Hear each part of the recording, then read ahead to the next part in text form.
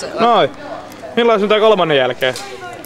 Täytyy myöntää, että olen pienissä sievissä, eli siis humala on päällä. En nyt ihan niin hirveän kännit, mutta humala kuitenkin. 4. kalja saapui juuri. Tätä mä en ole nähnyt itsekään tätä etikettiä. Taste like kalja. Tsekkaa kännipäivityksen Facebookista. Vittu tää on hieno. Joo, mä katselin tässä just edellistä video, joka on videoblogiin jo lisätty. Käykää tsekkailemassa videoblogiin, tää on ihan vitu hauskaa.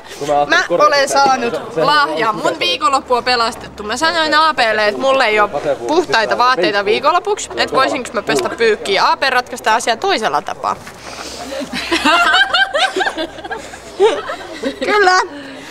Ne on helvetin hienot ja ne pysyy päällä koko viikonlopun. Tästä lähtee kalja numero 4.